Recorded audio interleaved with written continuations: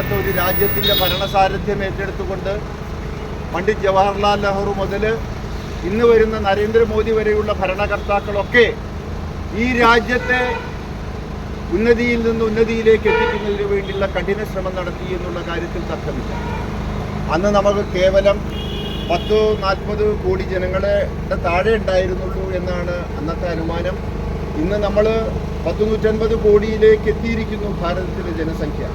എന്നാലും അവർക്കൊക്കെ അന്നം ഉൽപ്പാദിപ്പിച്ചുകൊണ്ട് വിദേശ രാജ്യങ്ങളിലേക്ക് ബഫർ സ്റ്റോക്കായി നമുക്ക് കയറ്റി അയക്കാൻ പറ്റുന്ന രാജ്യത്തെ കർഷക തൊഴിലാളികളും കർഷകരുമൊക്കെ കഠിനാധ്വാനം ചെയ്തുകൊണ്ടും അതിനൊക്കെ പഞ്ചവത്സര പദ്ധതികളിലൂടെ തുടക്കം കുറിച്ച് ഇന്ന് നമ്മളെല്ലാം എത്തി നിൽക്കുന്നത് ലോകത്തിൻ്റെ നെറുകയിലാണ് ഭാരതത്തിൻ്റെ സ്ഥാനം.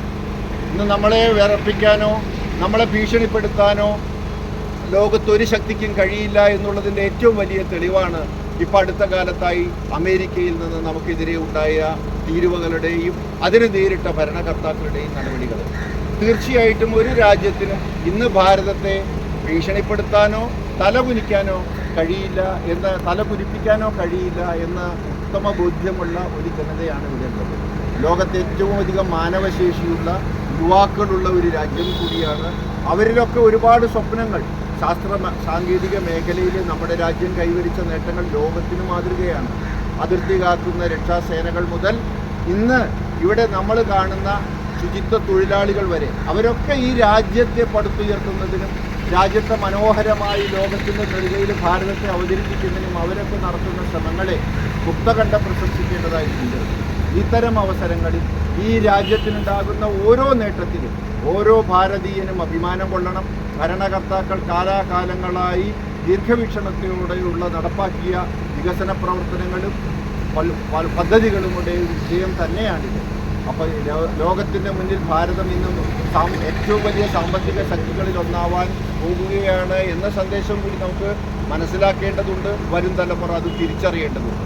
അപ്പോൾ നമ്മൾ രാജ്യത്തോട് കാണിക്കുന്ന പ്രതിബദ്ധതയും രാജ്യത്തെ സ്നേഹിക്കുന്ന നമ്മളും വിദേശ രാജ്യങ്ങൾ പോലും ഭാരതത്തെ പല കാര്യങ്ങളിലും മാതൃകയാക്കുന്നു എന്ന് നാം തിരിച്ചറിയണം.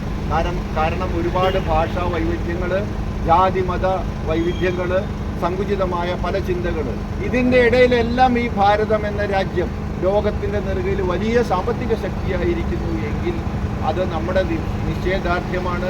രാജ്യത്തിൻ്റെ കാര്യങ്ങൾ വരുമ്പോൾ ഇവിടുത്തെ എല്ലാവരും ഒറ്റക്കെട്ടാണ് എന്ന് ലോകത്തിന് മനസ്സിലാക്കുന്ന വിധത്തിലാണ് വികസന പ്രവർത്തനങ്ങൾ അരങ്ങേറുന്നത്. അതുകൊണ്ട് ഈ സ്വാതന്ത്ര്യ ദിനത്തിലും നമ്മുടെ രാജ്യത്തിന് വേണ്ടി, ഇന്ത്യക്ക് വേണ്ടി, ഇന്ത്യയുടെ ജനങ്ങളുടെ ക്ഷേമത്തിന് വേണ്ടി ഒത്തൊരുമയോടെ പ്രവർത്തിക്കണമെന്ന് മാത്രം പറഞ്ഞുകൊണ്ട് ഞാൻ എൻ്റെ വാക്കുകൾ നിർത്തുന്നു. ജയ് ഹിന്ദ്, ജയ് ഭാരത്.